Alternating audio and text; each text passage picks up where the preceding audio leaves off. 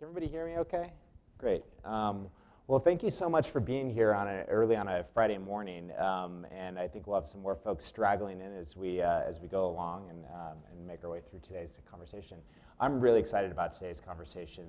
First of all, I'm Luke Hardig. I'm a fellow here at New America in the International Security Program, and you just couldn't pick a more timely topic for today's conversation, which is a new Mercy Corps and Yale University study on something that's really confounded us for the past 16 years and beyond, which is how can economic interventions and aid be channeled to prevent violent extremism and political violence more generally?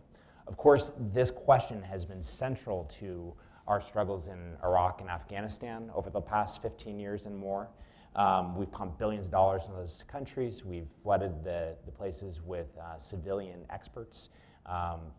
People like General Petraeus have even come up with clever approaches like doing public opinion polling to get a feel for what's driving instability. And yet the results there, I think, if we're being honest, have been uneven at best. And so as the United States recommits and re-ups its commitment to Afghanistan, these are the kinds of questions I'm sure policymakers are struggling with today. It's also been central to counterterrorism thinking over the past few years, particularly through the leadership of Sarah Sewell when she was at the State Department. The agenda of preventing violent extremism, that's to say, channeling humanitarian aid and development assistance to the communities most at risk for violent extremism, has been a big part of how counterterrorism policymakers have thought about things. Of course, this is also central to our work on fragile states, and I think maybe most relevant here, some of the humanitarian work that Mercy Corps engages in and supports every day. And according to the World Bank, violence and violent extremism and violent conflict are now the leading cause of displacement worldwide, driving 80% of humanitarian needs. And I think even more troubling, it's the same conflicts going back to 1991 that are driving the overwhelming majority of those displaced persons, of refugees. And so, we couldn't pick a more important time to try to figure out how do we actually get at the root of preventing this kind of violence and the negative effects that come from it. And yet, with all this, there's a big question that we haven't satisfactorily answered, which is what actually works? And so fortunately, Mercy Corps and Yale are here today to help us with that. There's of course Mercy Corps needs no introduction with this crowd, but a long experience of working in conflict zones. And it's one of the recurring cases of them presenting research here with New America, and so we're really glad to have their partnership in thinking through these important issues. And today we want to talk about some of the incredible work that they've done in a study they're rolling out, yesterday I think was the first day it rolled out, on economic interventions in Kandahar specifically and the lessons learned for policymakers who are hoping to utilize these interventions to prevent violence. So let's introduce our guests. First of all, I have with me on my left Rebecca Wolfe. She was one of the lead researchers from Mercy Corps for this study. She's the Director of Evidence and Influence on matters related to peace and conflict for Mercy Corps. And she has also been for the past year a fellow at Yale University's Program for Refugees, Forced Migration, and Humanitarian Action and the Political Violence FieldLab. Next to her is Jason Lyall, who was the principal investigator on this report from the Yale side of the collaboration. He's an associate professor in Yale's Department of Political Science and director of the Political Violence FieldLab at Yale University. He also has a pretty extensive background as a practitioner and doing field work.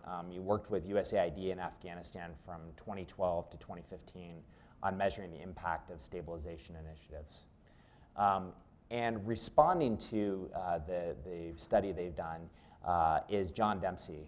And I feel like JD needs no introduction to anybody who's closely followed Afghanistan policy for the last several years, but I'll give him one anyways, which is he's been working on Afghanistan since 2003. He lived in the country from 2003 to 2009. He opened the USIP office in Afghanistan back then.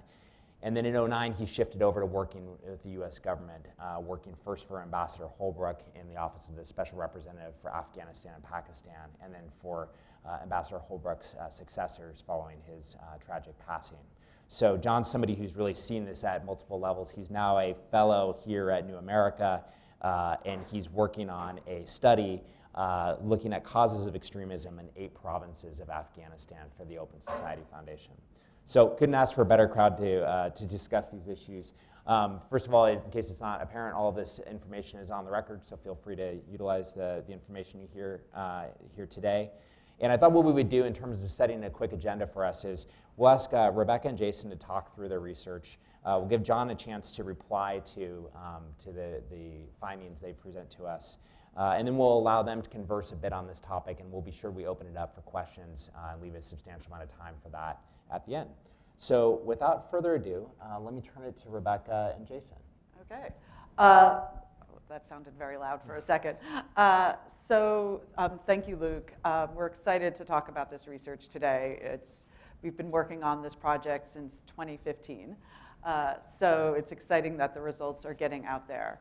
And so just to kind of frame the conversation, as Luke mentioned, Mercy Corps has done a number of events with New America presenting evidence of what works. And so we've had this stream of research basically, which first started about why young people participate in these violent movements.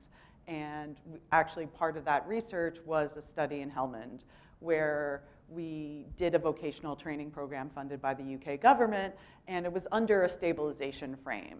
And so while the program was focused mostly on the economic outcomes of the program, we knew the Brits wanted to see, did it have results on broader issues? And we surprised many people to find it, while it was actually successful economically, which TVET programs aren't often successful, particularly in a place like Helmand, which was a relief, it had no effects on support for political violence. And that was a big surprise, especially around this time.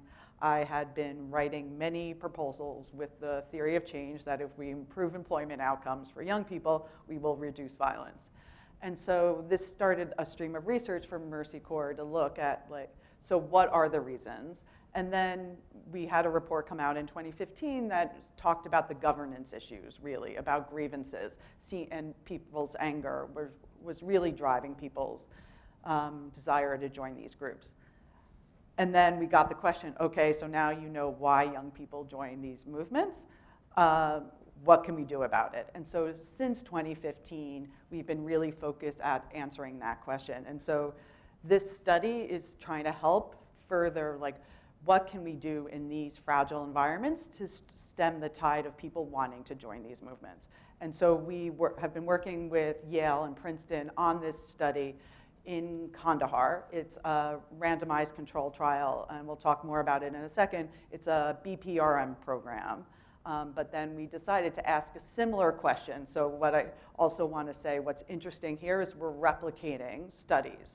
And so we often see in aid environments a lot of null results, or a finding here and a finding there. So one of the things we wanted to do was look at replication. But we also added another intervention to try to tease apart. I think in vocational training, we're never sure, is it about the economic outcomes, or does vocational training do something else for young people? Is it the soft skills that are involved? Is it that we're bringing young people together? And so we added a cash arm to try to disentangle some of that. And so I think we'll talk a bit more about the, how we actually did this in Kandahar, and then some of the findings. So do we want to put up the slides? Yeah, okay. Or, yeah, the click, okay. And I'll have, let's see, okay. Am I sitting right in front of the slides? I'll move. Okay. Reorient.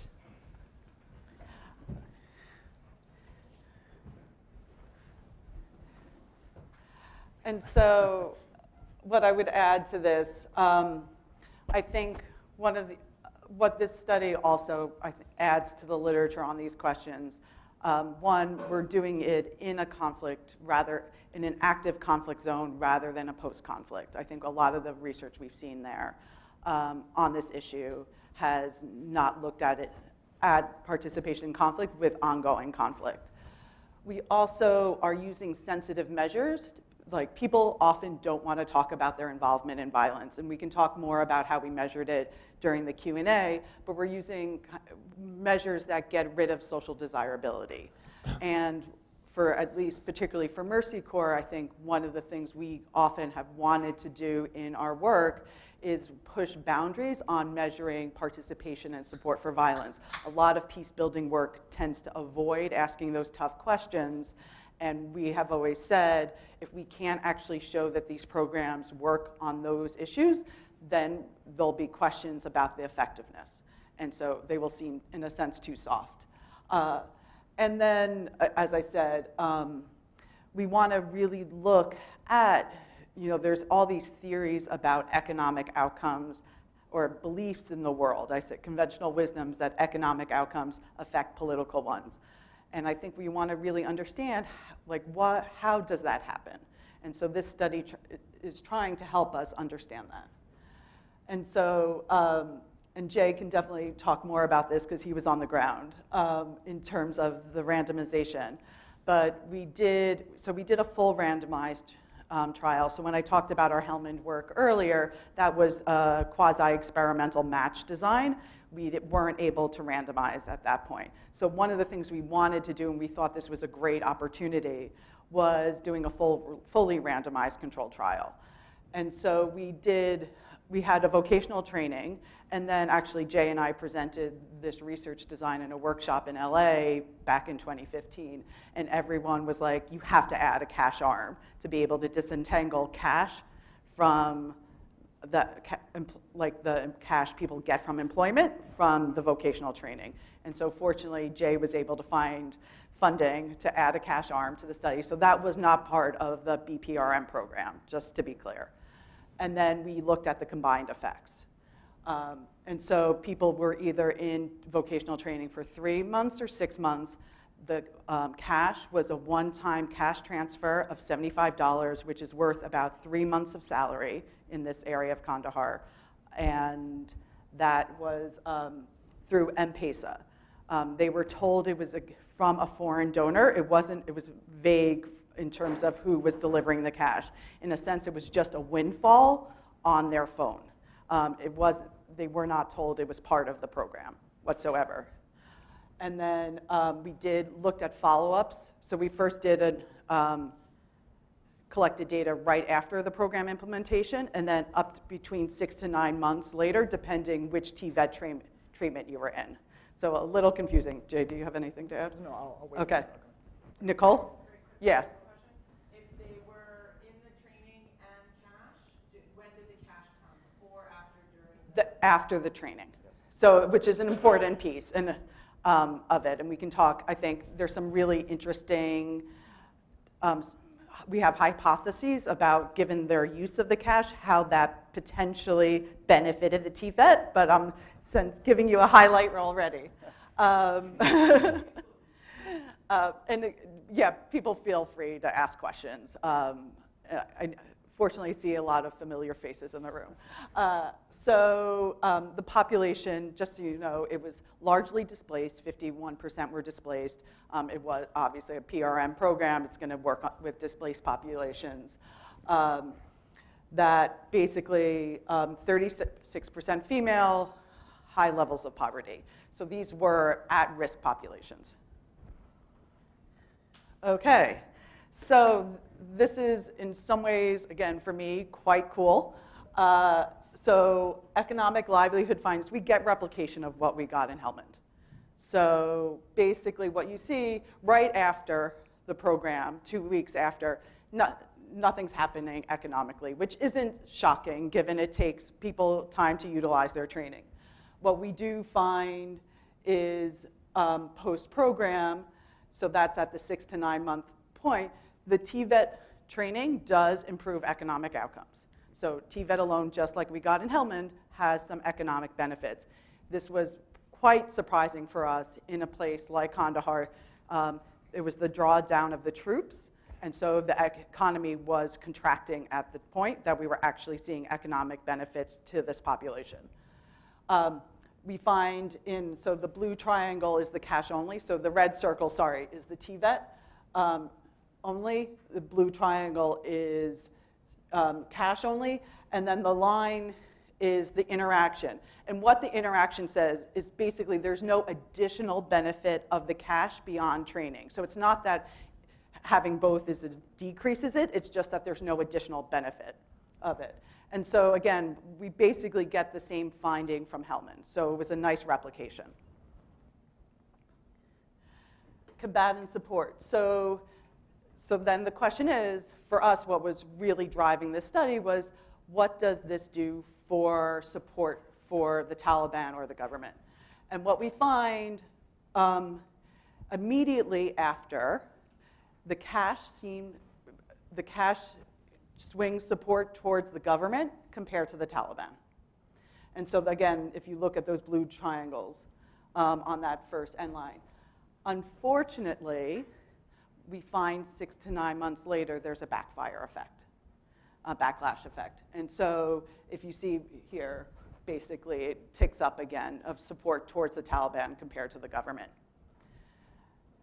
Again, we get a replication of the vocational training. Hellman, it does nothing. TVET alone does nothing for political support for violence. What is the most, for me, really interesting of this is the combined treatment. And so we see post-program, 6 to 9 months later, combined cash and TVET has a 17% reduction in support to the Taliban. And so basically we're seeing that there's some combination of aid interventions that are signaling that it's switching support for towards the government. And so one of the questions then is, why is this happening? And so we're noticing it can't just be about the economic effects, because we know from the previous slide, the economic effects, if it was about economic effects, we would see the same results for the TVET only, and we're not seeing that. And so we looked at basically, are there perceptions of government? So is the cash and the vocational training doing anything in terms of how people perceive the government? And that seems to be what's happening. And so what we notice is we're actually Jay has broken down the national government performance and local government performance, and they're finding that on certain types of performance, significant results. But what we found on government responsiveness, again, in this combined treatment, people see the government as being more responsive to their needs. And so what we think is happening is that this combination of cash and vocational training is signaling to the local population that the government understands their needs. If we only gave cash, it's a short-term benefit, and it doesn't do anything in the long term. If we just give vocational training, the benefits don't come till later, and so people are frustrated. But if we, in a sense, provide a support for people in the short term to deal with their day-to-day, as well as then give them some type of ability to meet their needs long term, that signals people understand that the government is actually dealing with what they need. And what was interesting, we did some qualitative work about how people use the cash, and they are using it for basic needs. And so what we would have loved to be able to show, which we can't, but other potential for follow-up work is, does the cash allow people to use their time differently in those first 3 months that they don't have to worry about basic needs and can utilize the vocational training in a different way and potentially have longer-term economic benefits than in just TVET alone? Yeah. Just to emphasize on the slide, it really is a story about the local government. That was the one that was being seen as responsible for delivering the program on the ground, as well as the cash. And so if you open up this local government performance, national government performance, there's actually an index of about 10 different services or goods that the governments could be providing. And the thing that's really driving that on the local one is the job opportunities and employment. So there seems to be a perception among the individuals on the ground in the program that the local government is seen as bringing jobs or some kind of employment opportunities, which is exactly where you'd expect this type of argument, a credit capture, to be holding, because the people are actually seeing this program coming in. Some of the other things we asked about, infrastructure, water, electricity, there's no movement on that. So people are actually sort of disentangling the different pieces of the government, services that are providing, and they're focusing in on unemployment, which is exactly what you'd expect with this kind of. Yeah. Vocational training attributed to government, sort of government-sponsored vocational training, some outside party.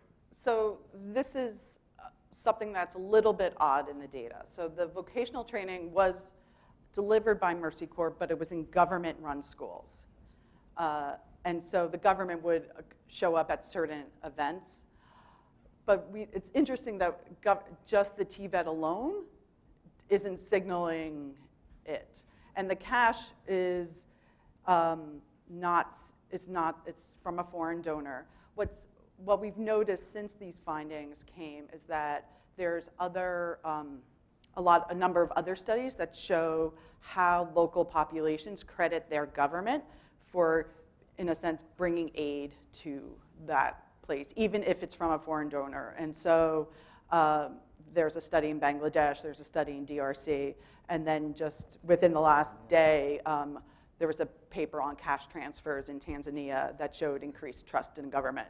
And so there is a way of delivering aid in a way that local government can capture that credit. But I think, and this would be, I hope, part of the conversation is how can we do that? Because we've seen in a lot of the Hearts and Minds approaches, that's the goal, and yet we've gotten it wrong. But it seems like we're starting to learn that maybe there are ways we could do it better. I would just add too it's a great question of whether they know it's the government provided, and here the agency that kept coming back, or the director kept coming back, was the Ministry of Labor Affairs and Martyrs and Disabled. That local entity was the one that was getting flagged in a lot of the qualitative interviews, and it's in part because their officials were inside the program, they were being seen as being there. The certificate when they graduate is given as a government document, and so there was this visible presence on the ground. Yeah, Nicole.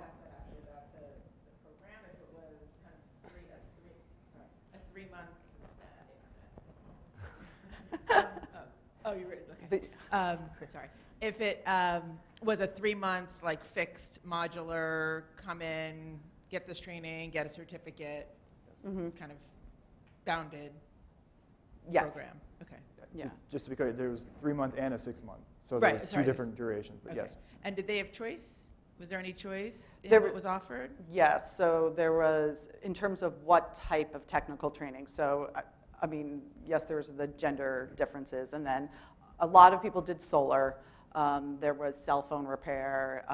There's nearly 40, yeah. so nearly 40 different vocations Yeah. that they could choose from. Okay. Did you track the effects of people after they stayed in Afghanistan or if they traveled abroad with these skills? We don't have that data. There was some attrition, but we don't know why they attrited. That's right. Yeah. Okay. Yes. Sorry. I'm totally. So I'm trying to use this so I don't have to ask, but I don't see the demographics of how it's broken down by age, whether people. I'm particularly curious about if these are single men or if it's in family. But of course, you mentioned number of women and that's also something I'm curious about. But like, yeah, so can I get the demographics if they're not in here?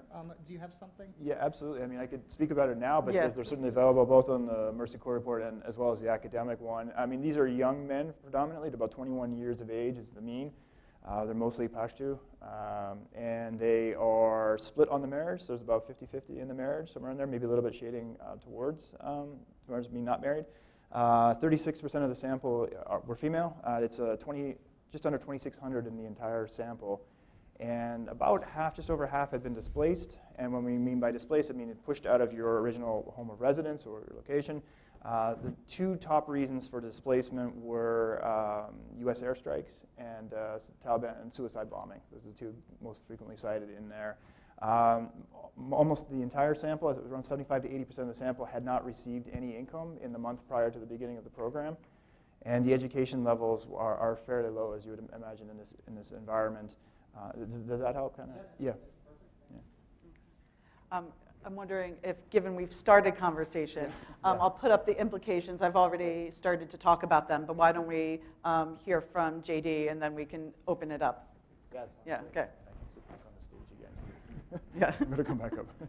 All right, John, the floor is yours. Okay, thanks very much, and I'm happy to be here. This is a very timely event, and I was able to get an advance copy of the report that's coming out and had a look through it, and I encourage everyone to read through it because it's really fascinating and important given where we are today in Afghanistan. And a caveat, I haven't lived in Afghanistan for almost 8 years, so I've been viewing and working on Afghanistan issues, but from a Washington perspective. And so I'm going to try to go back to my old NGO days when I was in the country working with the IRC and the U.S. Institute of Peace, and remembering what it was like to be implementing certain tactical initiatives on the ground to see what could be replicated on a more macro level scale. But then when I joined the State Department, it was looking at it almost from the opposite perspective, where we're fighting an insurgency and what can we do and how can we use development assistance to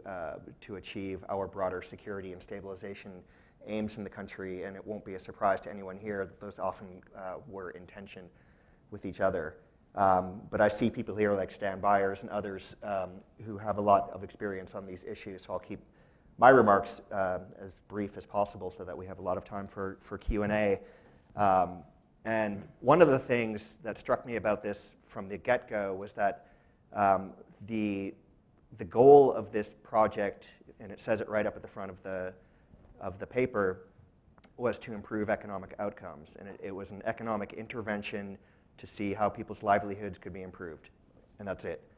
An indirect benefit of that, and that's something that they were studying, was do projects like that have any spill-off effects on improving or affecting people's affinity towards political violence in the country? But that wasn't the goal of the project itself, was to look at political violence, whereas for those of us in the State Department and the Pentagon and elsewhere, almost every development initiative we looked at through how is this going to affect violence, how is this going to affect stability, which is important, obviously, and when you're fighting a war, you're looking at it through that lens, and you'll hear the generals who are commanding say, we need to have development projects that are assisting our overall effort. We have to combine our civilian and our military efforts to achieve objectives that need to be measurable and need to be visible within the next, say, 12 to 18 months. That's the time frame we're working on. If we don't achieve things in that time frame, we've lost. And I think it's important to look back to 2001 and where we are today and just see what great strides Afghanistan has made in the development sphere, regardless of the security environment. Everyone knows that security in Afghanistan, by and large, has gotten worse in the last few years, that the Taliban have made inroads, and there's this constant question in this town particularly as to why are we losing? Who lost Afghanistan? What's happened? And I think it's important to look at the indicators of development and change in that country over time to sort of remind yourself that our intervention in Afghanistan has not all been for bad, and that healthcare indicators, maternal mortality rates, life expectancy, the number of children going to school, the number of Afghans with access to mobile technology and the media, the free media that's grown up, the government institutions, however flawed, that have been built, the GDP growth in the country since 2001. There are a lot of good news stories in Afghanistan, and so we shouldn't always be clouded by simply the fact that the Taliban are making inroads and there were high-profile suicide attacks and things like that. That said, one question I would have, I guess, that we can talk about during the discussion is over the course of the 6 to 9 months that you were providing the vocational training, there are a lot of other things that could be going on in the country and in the area where the beneficiaries live. That could be suicide attacks, that could be a change in governor or local governor, that could be other things that give them reason to want to join armed opposition groups or to sympathize with them. And so how were you able to sort of carve that out from the results of your study, and how were you able to attribute the work that you were doing on vocational training plus the cash infusions to see whether the impact of that was actually the cause of their support or lack of support for armed opposition groups in the country? And before you answer that, I guess the last point I would like to make is the cause of conflict in Afghanistan. There are many causes of conflict, obviously. A number of studies and lessons learned studies have been done over the years looking at our economic interventions, our development assistance programs. And often it comes back to the fact that people have political grievances that are going unresolved. Yet it seems like the US government and other donors' response to the problems in Afghanistan has largely been socioeconomic. Let's help people find jobs. Let's improve people's livelihoods. And therefore, they'll see that because of our intervention, their lives are improving. And even if we deliver this assistance through the government, through local governments or whoever, that doesn't necessarily address the main grievances people have, which is often corruption, the fact that we're delivering assistance through people like power brokers who people view distastefully rather than as working in their interest. So the lack of good governance, the lack of rule of law, and an effective justice sector, and corruption, I think, are often at the heart of people's grievances. Whereas if you're giving them vocational training and you're helping them to improve their financial livelihoods, that may have tactical benefits on the short term, but broadly and strategically, I'm not sure it's going to move the needle so much. And I guess finally, I would say back to the question of who gets credit for these types of programs. And this is something I've seen the pendulum shift back and forth over the years. And I remember when I first got to Afghanistan, every USAID bag of wheat or school built or road built had to say, from the American people, a gift from the American people, because we're here to win hearts and minds and to show you that we're intervening to help you. We're the good guys. And yet it was also a magnet for attacks, because the Taliban would say, well, that school was built by the Americans, let's go after it. See, this is clearly an occupation, and they're trying to deceive us through their propaganda. When the administration changed to the Obama administration, I remember the State Department public diplomacy people saying, we've got to give the Afghans credit for this. The Afghans need the credit. We have to take our name off of it. This has to be, we're trying to build the legitimacy of their government, not us. And so it was all about giving the Afghan government credit. And then a few years later, it started to be, well, why are they so opposed to us? Like, don't they realize what we're doing for them? And so it was this constant cycle of who's going to take credit for what. And on a program like this, I know it's a very small scale, but one of the impacts that you cited in the report was people's improved perceptions of the government. And I wonder, one, do people actually improve their perception of the government because they got $75 through M-Pesa? That's a one-time infusion that they think probably came from a donor anyway, or if it didn't, it came from Mercy Corps or came from somebody, and that doesn't address their overall larger grievances in the conflict. And I'll leave it there. Great. Well, thanks, John. That's a really helpful response. So let's throw that back to Rebecca and Jason, and if I can encapsulate both of those questions, I'll bundle the second two into one, which is, how did you account for that range of other factors that might have been going on during this period?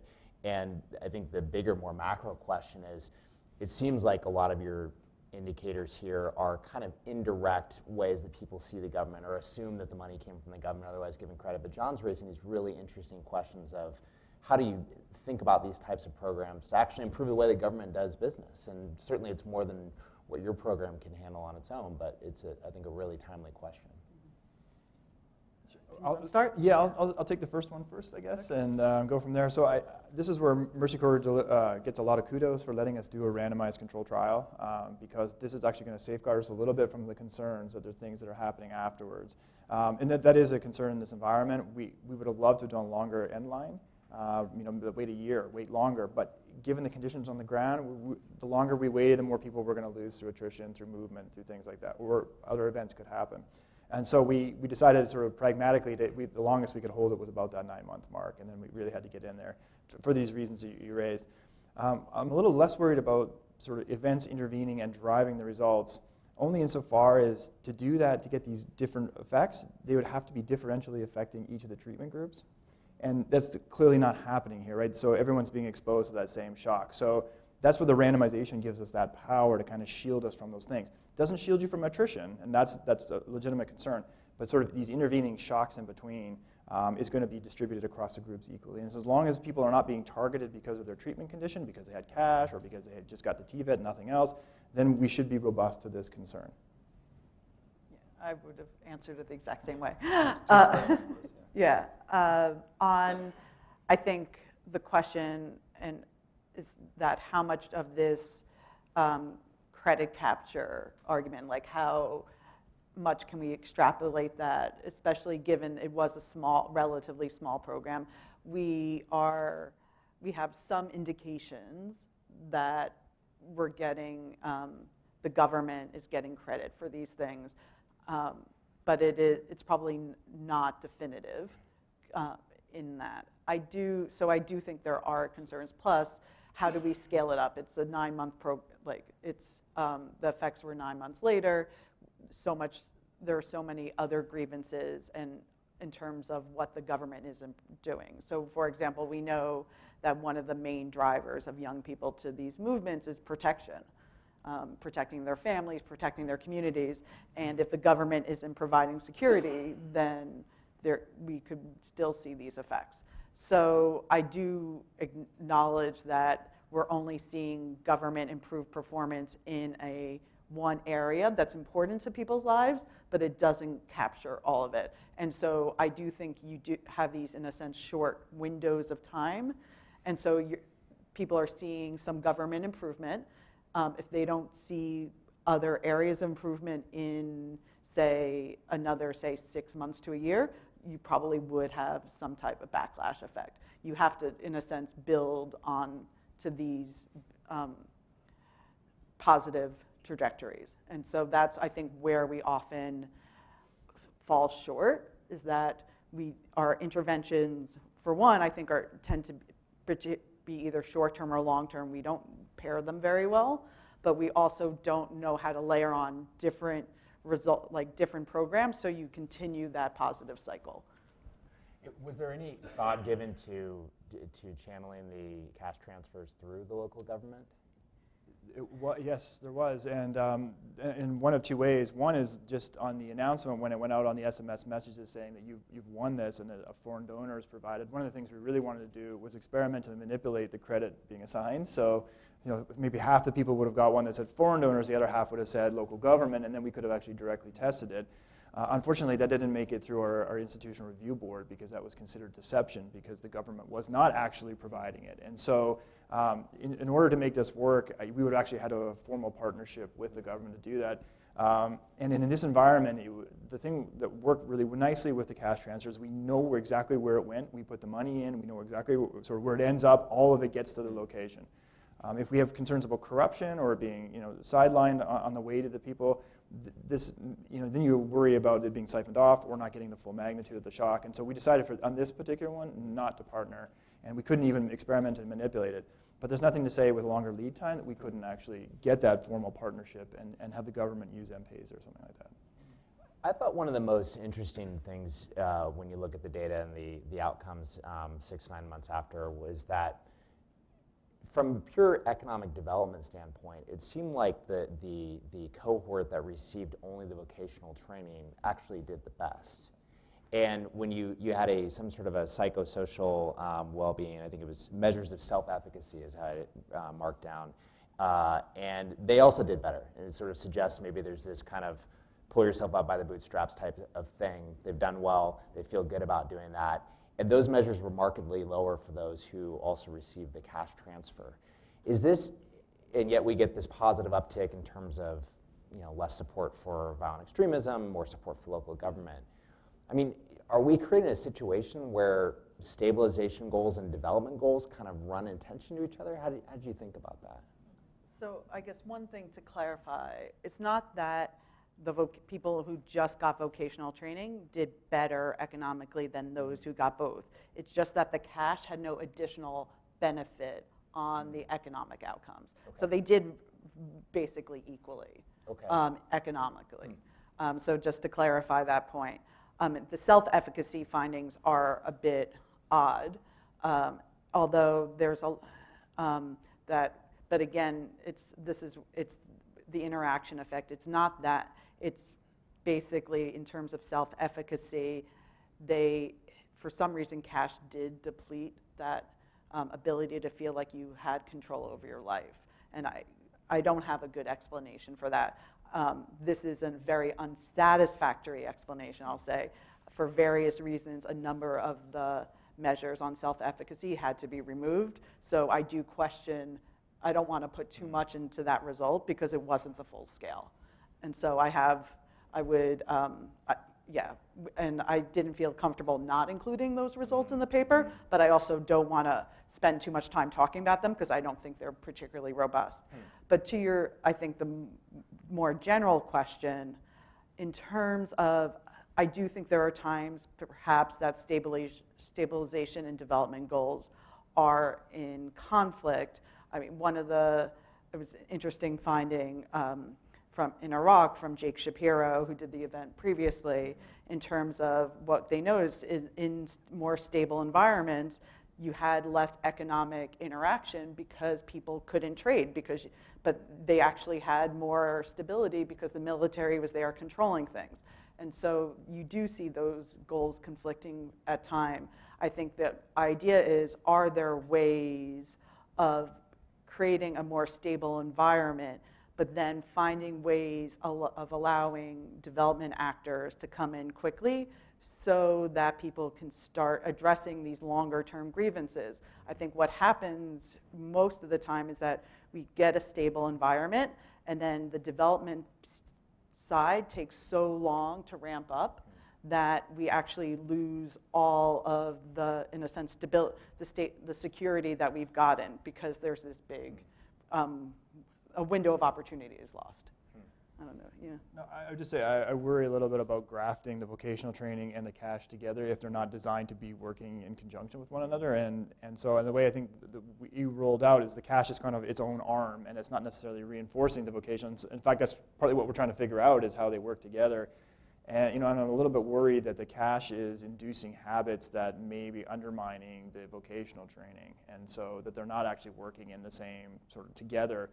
But that there isn't, on the economic side, that there is a cash is maybe undercutting some of the vocational. And the way I think about cash is much more of a stabilization, kind of cauterize an issue or a wound really quickly, whereas the TVET vocational is more of a development kind of a program. And I just worry that the cash is potentially, if it's not done correctly, undercutting the vocational. And so I think one of the takeaways is how to think about using the treatment arms, not as separate treatment arms, but actually their integration so that they're reinforcing each other. Because you could tell almost everyone, when they got the money, withdrew it in one large chunk and had spent it very, very quickly. And so you're thinking, well, maybe they're going to use cash to start a business, or they're going to build on their TVET skills. No, right? They were paying rent, they were buying food, and then you look way down in the spending priorities, a little bit on education, but a handful of people invested in a business. That was it. And so if we're thinking cash as a sort of an engine to generate economic prosperity and to build on the TVET skills, that's not happening. Right? This is consumable kind of goods, and it's gone within a month. And so that may be the way that the cash was set up. It maybe shouldn't be a one-time shock. It should be maybe a monthly stipend, and that may then reinforce the vocational training. But I think we need to think a lot more about how the two pieces of the programs fit together. Interesting. I mean, Yeah, just to add to that, one of the things I would love to do is having the cash also part earlier in the vocational training. And so we know that, like the scarcity research, that basically having those economic strains in your life make it harder for you to absorb information and actually be successful in learning new skills. And so one of the things we don't think enough about when we're doing training programs are those stresses in people's lives to make it impossible or very difficult for them to learn new things. And so if we had given the cash earlier, that may have, again, had more interaction effects or synergistic effects for the cash and vocational training. I thought that the purpose of the cash was actually to give people a cushion so that they'd have sort of the ability to go into these vocational training programs without worrying that they should be working and actually earning money to pay their rent or buy food or whatever at the time. But yeah, we weren't able to do it at this point. This was really, we did the cash more in trying to disentangle some of the potential effects, because there's a lot of programs, employment programs, that are looking at stability outcomes, but they're not able to disentangle, are the employment programs successful because of the economic benefits or some alternative benefit. And so we did it this way, but I think now, based on these findings and then There was actually a study in Liberia that had very similar results with a very different population. And so how you use cash and training for a larger benefit, I think, is something we need to think about more. And how do you use cash almost as this booster for various reasons? John, I wonder if you'd put back on your policymaker hat for a minute and say, if you're receiving this kind of information from the SRAP office, how do these kinds of findings inform how you think about policymaking and about the efforts that we should be making on the ground? I mean, I guess it would be less about how it would inform and more a question that we would have to follow up in terms of, and Kandahar is a great example, but just given how complex the local demographics is in terms of tribes and sub-tribes and clans and et cetera, et cetera. And one of the things that we always grappled with looking at development programs in Afghanistan was how to distribute things relatively evenly across the population so that we didn't engender resentment among those who weren't beneficiaries of these types of programs and didn't give people perverse incentives to act in ways where they'd be able to benefit from development programs. Looking at it from a macro scale, I mean, I can recall people in Hazarajat in central Afghanistan saying, look, we're at peace, we're not fighting, we aren't insurgents, and we're on your side, and yet you're giving 90% of your development dollars to these inherently pugnacious Pashtuns in Helmand and Kandahar who have centuries-old rivalries that you're never going to solve or understand. You're throwing your money away. Give it to us. We'll show you how to build a model village. We'll show you how we can make these things work, and then we can be the models of stability that you're looking for. And if you take that down to a micro level, like in Kandahar, again, you can exacerbate, I think, through development projects, tensions between communities if you're only targeting particular parts of the population. And so, I guess going back to this project, like how were you able to, or did you consider the impact of the selection of beneficiaries and how that might have a broader ripple effect across the communities, both in terms of just their feeling towards the project itself, but also when you're measuring people's willingness to support political violence, you were looking at the beneficiaries of your project and their affinity towards political violence or distaste for it. But if you look more broadly, did the project itself potentially have any impact on other people outside of the project's perception of the government or armed opposition groups? So I guess two ways of answering that. I mean, that's always a challenge in development projects in terms of there's never enough money for everyone to receive it. And so how do you make sure it's done in a transparent way? In terms of who was enrolled in the project, that was done in close consultation with communities. And so that did try to address any potential adverse effects. I would say although people knew they would be getting some of these benefits later on, we do have that control group and that's what it's compared to. So we see benefits of the program control, but it's, I'm trying to see how to answer this. I think if the control group was moving more negatively then we could say that it was potentially having these adverse effects. But that's the way the data is directed. I don't think that's what's happening. Recognize I did not explain that very well. I don't know if Jay, if you have a No, I think it's great. I would just say that one of the things we did look at is when everybody was in the program, part of the intake data was their tribe. And so what we went back and broke it down by the different sub-tribes or tribal groupings in Kandahar to see if there was a differential effects across the different subgroupings. And we haven't seen much. I mean, there's a little bits of difference, but nothing that stands out as being one group particularly receptive or particularly hostile to the program. And that may be just a function of the intake of how they selected individuals to come into it. But I mean, I agree. This is exactly the right kind of questions for smarter programming. If you're worried about the different tribal structures, then build that into the design. let's make sure we draw individuals from each of those groups and then make sure they're all represented and then run the evaluations. And at the end, we can then break it apart and say, well, okay, these are the different groupings and these are the different effects we see. I think too often, a lot of these programs get run without any sense of the sort of local landscape. And then you sort of just get an average effect reported. Well, the averages can hide a lot. And if you haven't thought about the front end, about the different groupings or whatever, then you're in a lot of trouble. And then that average is usually meaningless. I'm going to ask one final question and then open up the floor, and which is to say, I thought one of the more enjoyable things about reading this paper was the pretty extensive literature review and paper trail you had on interventions and what had worked in different places.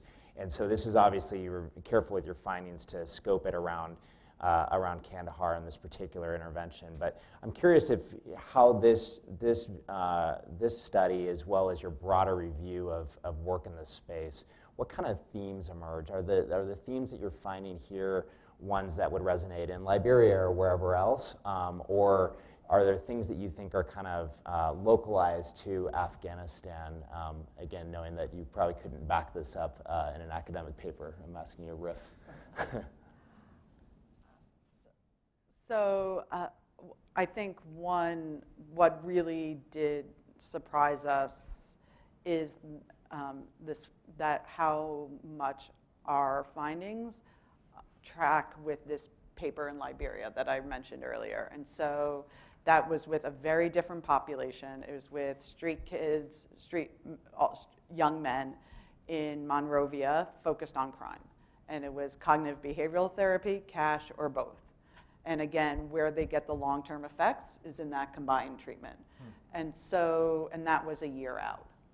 Again, was where they saw it. And again, the cash dissipated very quickly in that program. It was a higher amount, so it was more tied towards being used for economic development versus ours was more of a windfall. But it basically, for most of these youth, because of where they lived, it got stolen within a couple of months. And yet, again, this is what I think is happening. We don't have the data to quite say it, is that cash gives that cushion to, and what they found is that cash gave a cushion to, in a sense, adopt new behaviors. And so by the time the cash went away, they had learned, they started to see themselves differently, these young men, they started behaving differently. And so that's why those behaviors lasted longer than if you just got the cognitive behavioral therapy but had no cushion, you had to go back to crime to support yourself. And I think we're seeing potentially something similar here. And so where I do want us to start thinking more about we spend a lot of time trying to do training programs for young people, and I don't think we actually understand the constraints around their lives about why they're not effective. And I think if we better understand those constraints, we could help make them much more powerful. And I think these two papers are starting to see that way. I also think, again, with this paper that just came out in Tanzania and some of these other results, is that I think there are ways of delivering aid that local governments can gain more credit. And I think we haven't done that well in the past. I think especially in places where they're in more kinetic environments, that when we're trying to build local government credit, while we're also having a military campaign, we're having two different signals crossing each other, and that is causing an unintentional ineffectiveness. And so how can we better align those objectives? Just very quickly, I'd say the fact that we're seeing credit capture stories in other places is very reassuring, because I think that wasn't what our initial hypothesis going into the study was going to be, but we've seen it from Bangladesh and the Philippines now and Tanzania, so that reassures me. The social scientist in me says, well, we got to be careful with generalizability here. We don't want to push this too far, and I would say that there are things that maybe limit how far this is going to travel, just given how kinetic the situation is, right? I mean, most of the studies that are being done that we're comparing to are either peacetime, or there's no violence, or the war has been over for a dozen years or more, right? And so there is something different about being in a violent context that I think is going to limit to where it'll apply. It'll apply to other violent settings, but we just don't have any of those studies yet. The other thing I would say is you have to sort of think of where we're entering the war, right? We are coming into the war in 2015-16, right? This war has been going on a very long time now. attitudes are pretty fixed towards the Taliban and towards the government. And so in some senses, it's actually remarkable that we see any movement at all, just given how long the war's been going on and how durable and resilient you think these attitudes towards the combatants are at this point. I mean, there's probably very few fence sitters in Kandahar trying to pick a side, right? I mean, their attitudes are pretty formed by this point. So the way I look at it, this is a very tough case because of the violence, but it's also a very tough case because of how long the violence has been going on for and how difficult it would be to change people's minds about that. This is a low information environment about the government and about the quality of the government. And so a lot of places we're comparing it to don't look like that. So the fact that we see credit capture in here is really encouraging. But I think that there are going to be things in here about the violence, about the stickiness of attitudes that may not sort of apply to other places. Great, thank you for that. Well, I want to open it up to the floor. I believe David's got a microphone, so speak in the mic so anybody who's watching us remotely can hear us. And if you would, please identify yourself before you ask your question. Thanks. Let's go around the front first.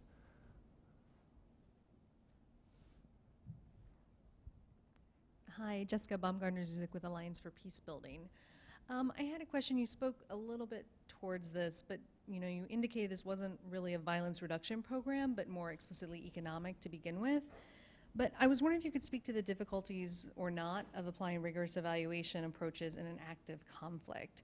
So what type of conflict sensitivity issues did you run into, or even ethical implications? And then, how can we reflect on this when we're starting to develop more of an evidence base within peace building programs, especially as you were indicating some of the ethnic considerations, or who's receiving these versus who's not, and those kind of key rigorous aspects of an RCT. Okay, so behind you, Sarah has heard me talk about this quite a bit. So I would say, one, I think, as I said earlier, in these contexts, there's always people who get things and don't get things. And so if there are ways we can do it that's transparent and for learning, I think we should be doing that. I would say in most cases, the way implementers select beneficiaries is actually not transparent. And I think doing it through randomization is actually much more transparent than in other ways we do it. I will say, I think where it does become a bit more difficult in an active conflict zone, if you're giving resources, is that, and people are quite desperate, how long can you delay those resources for the randomization? And so in a program like this, waiting for some people to get treatment, in a sense, the treatment, the resources, 9 months is much harder than, say, a information program where while it is important for some of these peace building outcomes, it's not more of the life-saving type of support. And so I think those are some of the considerations I would make when doing a randomized controlled trial in an active conflict zone. Yeah, it is, I think, the other piece that's hard, and as a result, we oversampled because we knew that this was possible. In active conflict zones, you have displacement rates, and so you have a large probability that people will attrit. And so that's why we started with a sample of close to 3,000. In the end, it was about 1,600. Just on the ethical issues, too, I mean, I agree with everything you said. There's two concerns I always have going in as well, which is to keep the people, the beneficiaries, safe, and to keep my team safe, the enumerators who are going to do the interviews and things, the survey work safe. And so one of the things that we did here, we haven't really mentioned, but the questions on the sensitive issues are indirect. So we're using these survey experimental techniques. And they're designed to shield the confidentiality of the respondents in a way that a direct question is not. And the direct questions, and this is an endless frustration for me as somebody who does a lot of survey work in Afghanistan and other contexts like that. We continue to ask direct questions on extraordinarily sensitive things. And how much do you partake in the black market? Are you part of the Taliban? Right? Do you support the government? These kind of things. First of all, the information you're going to get back is probably not that good. But you're also putting your team in danger as well as that person who's responding. And so we have to be more ethical about how we get the data and the way in which we ask the questions. And so we use two different forms of indirect questioning techniques to lower both the social desirability bias, but also the dangers to the enumerators, the teams, and the beneficiaries themselves. And I think anytime we're doing these kind of sensitive things, or corruption or violence or just a host of these issues, if you're asking direct questions, you are putting people in danger. And we need to stop that practice. And so this was, we're really trying to push sort of a better way of doing that. And it's to Mercy Corps' credit that they let us do that. Because the typical evaluation is not done this way. It's direct questions. Is your indirect question technique discussed in the paper? Yeah. No. In the academic paper ad nauseum, the entire appendix is basically our entire survey instrument and all the protocols, so people can take this and do this. And I'd say one of the kind of cool things we did with this was something called a randomized response technique. And this has got a lot of traction in the field now. We've seen it in the field in Nigeria. We've seen it in the field in Afghanistan. The people responding really like it, and the enumerators do too. Everyone sort of understands that their answers are being shielded, that no one can back out their answer and find their identities. And so we're finding we're getting much better answers to this. So all of that's available on the website. And there's a link to the academic paper in this one. And we have a brief explanation of both those. And I know a lot of people in the room have seen our Somalia results. And so we use the random response technique in Somalia as well. Great. Other questions? Stan. Hello, Stan Byers. I'm currently a fellow here at New America. I've formerly worked quite a bit on Afghanistan. A couple questions. One is, what qualitative inputs did you get out of this, either formally or informally, from either the people that were part of the program or the enumerators or government officials, whoever? In the work that we've done, we've often found it's helpful to compare what you're getting qualitative to what you're getting quantitatively. And then secondly, what indications did you get of how scalable this kind of approach might be in these kind of environments? And I guess lastly, I'd ask, was there anything that was unexpected that came out of this that you didn't see coming, that came out as you said, okay, there's some unintended consequences here, positive or negative? So. You start. Well, I was going to say that the dreaded "what would you do different" question, and the last one in some ways, and there's a lot of things that I learned coming out of this, but maybe I can just start with that. There were, so I guess one thing I did not think through carefully enough was what support means actually in a gendered context, right? So we have 1/3 of the sample are females and 2/3 of the male. Supporting an insurgency means different things. And so when I look back at the questions we were using on the randomized response and saying, what kinds of actions would you do to support the government? What kinds of actions would you support support the Taliban with? If you're a woman, you're going to answer it slightly differently. There's different things you can and cannot do. And if I had sort of one thing to go back on, I would actually want to have more of a, I guess, gender-sensitive way of thinking about what support means in this particular context. And so I do think many of the actions translate, but not all of them. And so, when we were giving cash to women, that's what they could do with it. How that might inform support, I thought was very different than what the men were doing, just because the option range is so limited. And so if I could go back and sort of unintended consequences, I would go back and fix that and say we get a better measure of that as well. That was one of the big kind of surprises. I think also too, just tracking people's movements was way harder than I thought. And I knew it was going to be hard. I mean, I've done a lot of survey work in Afghanistan. This population was very mobile. The Kandahar does not have great cell phone coverage. And so, tracking somebody off their SIM card is hard when they have 4 of them. And so, trying to get people back in and just trying to get the attrition rate, not lowering that, finding out what they were spending their money on, things like that, were really, really difficult. So the qualitative work was crucial for that. So on your first question, what did we have for qualitative? We had focus groups. Male and female focus groups afterwards. Mercy Corps also did interviews with key stakeholders in the program, inside the government. And then I have, as a quality assurance kind of step that we take, we had a company working for the Yale side that went back and debriefed all the enumerators. And we got sort of best practices, what was working, what wasn't working, both at the pilot session and then at both end lines, and kind of go back and say, at the baseline and the end line, to go back and say, what were you seeing in the field? Where did you feel threatened? Things like that. So we have all the qualitative debriefs on that. Yeah. Great. Yeah, that's fine. Other questions? Gentlemen. Hi. so it's very deep contextually considering all these things, which is what we always, I'm sorry, I'm Charlie Gilman from USAID. I'm a gender equality and women's empowerment advisor and used to be a social scientist. And so I have a comment. I hear an absence, not just here, but everywhere about basic operant conditioning principles where we're taking away something that was rewarding and then what's the response? And there's a new, building hypothesis that the ups and downs of aid is a driver of violent extremism. And so when we're looking at something long-term like this, so like what is the response of disappearance of a windfall?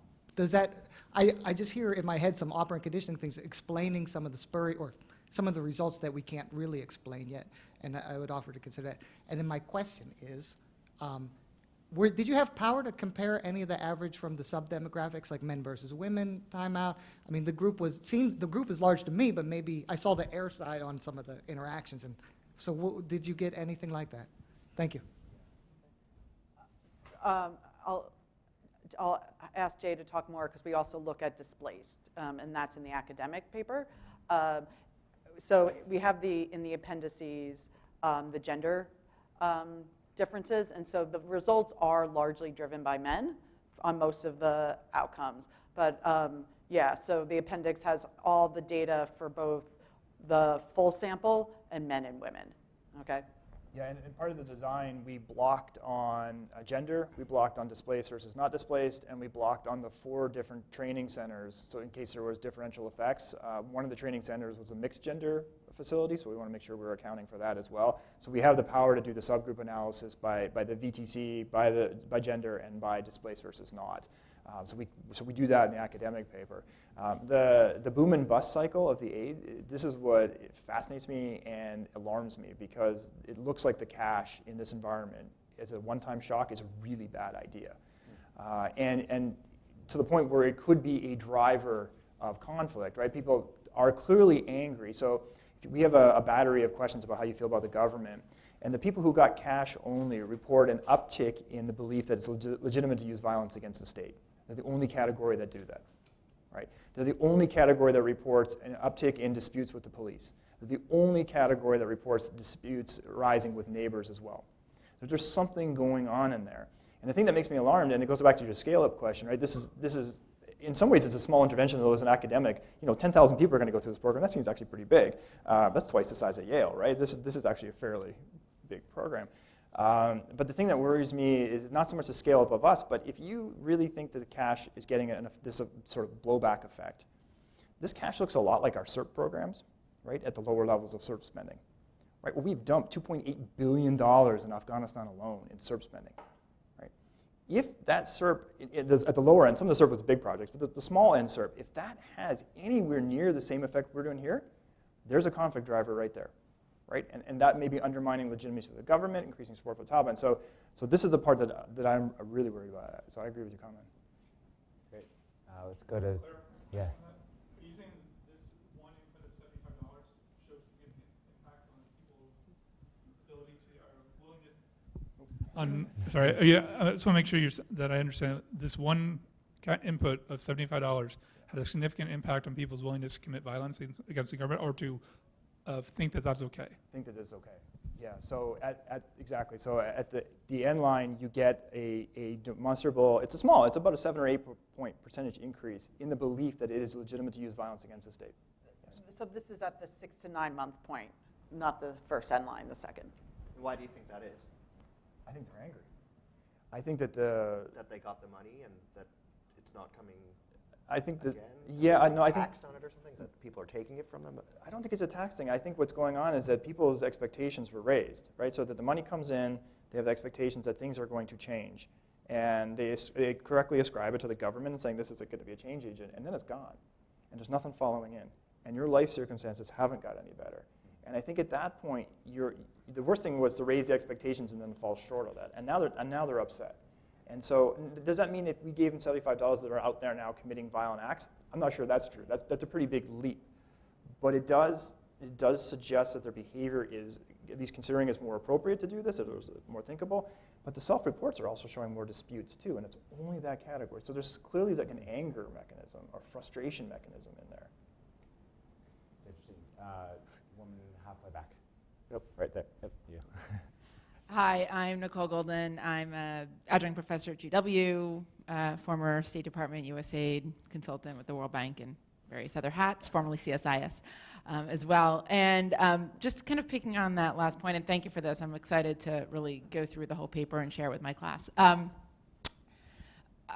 of my sort of questions was, to what extent did you look at, or did the kind of demand side, if you will, the demand characteristics of the local economy factor in? Because on this point about the kind of giveth and taketh away on the cash transfer, I think one of the things we often see in kind of employment side and these vocational training programs is it's very much a supply side intervention, and it's like education and training to what? And so I'm curious, even though this was kind of a 3-month intervention, especially in this environment where we know jobs are scarce, they're going into the informal economy, how did that kind of factor in either into the design of the education program or to the possible impact? So that was one question. I understand why you couldn't do a longer term end line, but I think that would be really fascinating just to address a lot of these questions. And then my other kind of question comment is, again, we've been talking about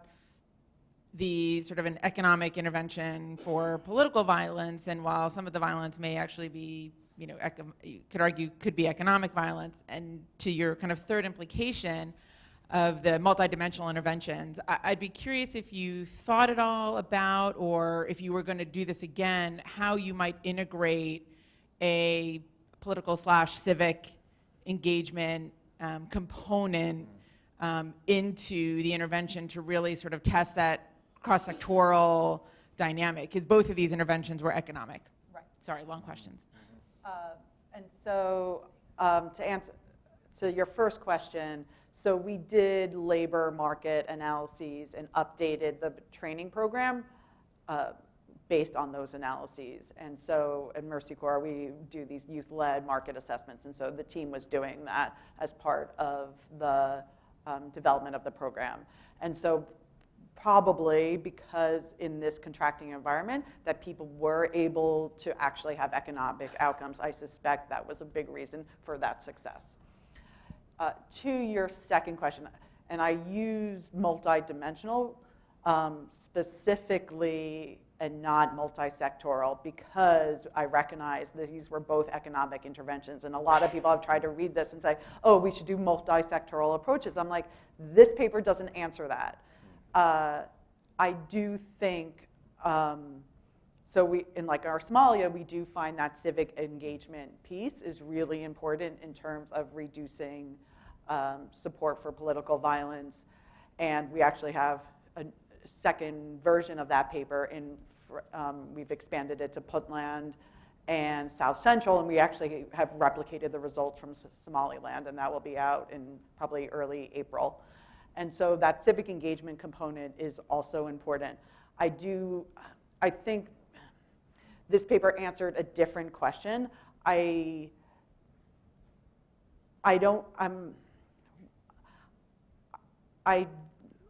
tend to worry about us not understanding how these different components work together. And so what I would want to do, rather than just adding it on, but being able to add it on in a way that we can compare treatments, because I think we are tending to throw this bucket of treatments on people and not understanding what's really happening. And then we're getting these now cost effectiveness questions, and I think we need to better disentangle that.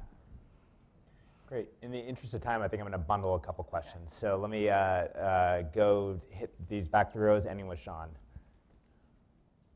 Or we can take it that way too, yeah. It's kind of the arc right here. There we go. Thanks. Sean Carberry with the Defense Department Inspector General's Office. I'm one of the writers of the quarterly Afghanistan report.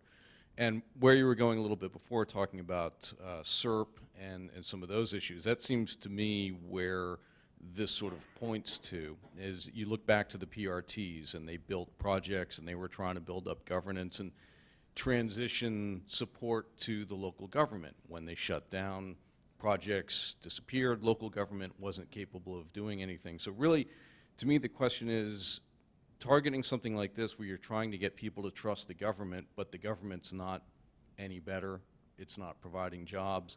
I'm curious about sort of the bigger picture thought process of, is there a point to these kinds of programs if this other key dimension isn't changing?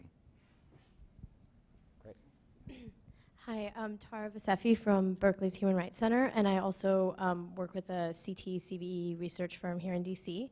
And I've kind of started working with this collective of Afghan businesses or people from Afghan businesses, and I'm just curious, I know this isn't really maybe the main thrust of the report, but I'm just curious to see if you had any points to take back to the Afghan business community, if there are any. Thanks. I'm Tara Siegel, and I'm a consultant with the World Bank. I'm curious as to whether, when you're measuring respondents' economic situations, whether you were able to tease apart their actual economic status versus their perceived economic status, because sometimes people's perceptions of their economic reality are a stronger driver of behavior than their actual economic reality. Great. That was good. Do you want to start? Okay. So the first question, I mean, I think that's valid. Like, what can these development interventions do, given all the difficulty in terms of building government capacity to take these over?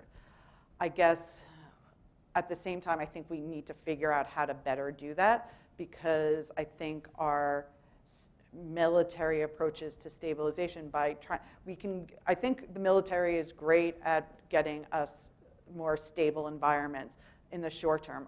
I think the long term, unless we can figure out how to do this, then also what are we doing militarily? Because that's only a stopgap as well.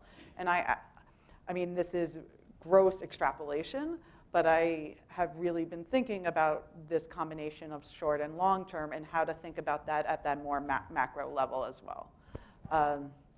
To the question around business, I have to say I haven't thought about that, and I don't probably have a good answer to that. I apologize. And then to your question, I think Jay might have a better answer on like perceptions versus actual. I know most of our economic outcomes that we looked at were trying to be precise, so it wouldn't just be these perceptual issues, but I do think one of the issues in what's driving probably behavior is that relative deprivation versus actual deprivation. Yeah, I'll go sort of reverse order on that. We use a lot of the Mercy Corps as instrument for getting the income and economic changes, and I was surprised at how many things Mercy Corps tracks. So there were a lot of sort of objective indicators, livestock, things like that, property titles, things like that. But there was also a fair amount of perception in there too, both in terms of where they thought their current status was, but also where they thought they were going to be in 6 months, where they thought they were going to be in a year's time, like that. And so it is possible to kind of separate those out. I mean, I would say the TVET did the best in terms of these economic indicators, and where they tended to do the best was actually on the objective ones. So you would ask people and say, did you make more money this month than you did last month? They'd say yes, things like that. Now, that may be perceptual, but most of the things were, did you have more stuff? That's where TVET seemed to actually be working. So I think the effects we're seeing are objective, but I absolutely agree the perceptions, I think, are crucial on this. On the business community side, I would say hire people. I mean, the one thing as a social scientist kind of coming a little bit outside of the project is, this is often seen as an opportunity cost story, but you're not really priming an opportunity cost story unless you're giving employment. All we're doing is sort of altering employability, right? And so we're trying to operate in an environment that doesn't have a whole lot of jobs, and so you're sort of putting a ceiling on top of whatever kind of effect you're going to see, because these people can't get jobs. And I think in this environment, there's often this sort of like, why isn't the government doing this? Well, where's the business community too, right? And so why aren't they part of that story? And it's interesting you say that, because that you're working with the business community, because right now, and I've been in Afghanistan a fairly long time now, and I haven't seen much of that business community on that side of it either. Everything seems to focus up on the government, which is where I would end on your comment too. I mean, I agree. If you can't show that the government's doing something, then I mean, how do you get buy-in for the population? And I think the one thing you can see in these findings, the one sort of positive sign, is that a lot of people that hadn't had any exposure to the government. So we were asking in the qualitative questions of, like, who do you think brought this to you, and what did you think of these ministries and things like that? People said, I don't know what they did. I thought they just worked for themselves and they were corrupt. And said, but now I understand what they do. And so there's almost like this first time of like, wow, I actually maybe have a little bit of a functioning government. And I agree, I don't think this works without some kind of government. I don't think you have to have a fully functioning government, though, to get traction. So I think it's sort of specifying what is it that this government, this local government, can do now and do well, and build a reputation on that. Let's just start there.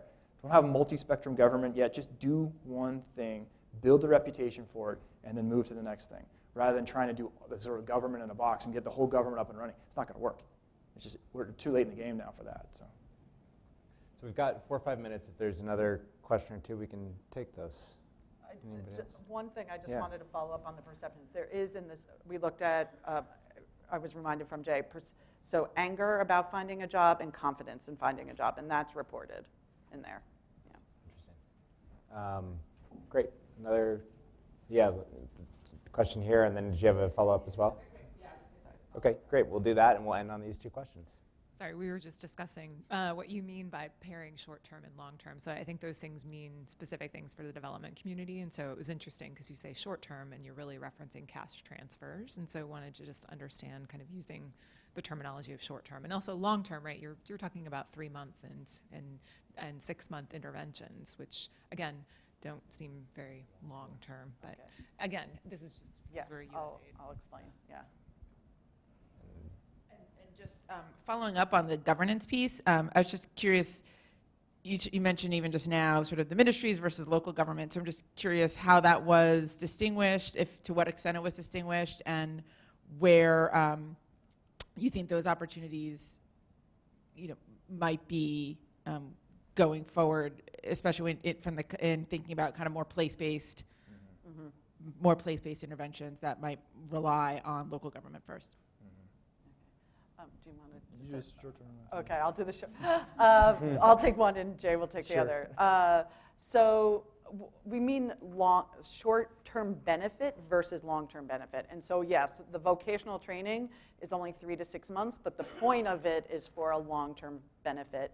The cash is more of a Band-Aid, and is just for that immediate. And so I think if we think about interventions, and I'll use it from the youth development space more, I think we tend to think about the longer term piece, and we don't think about young people's immediate needs as we're designing these.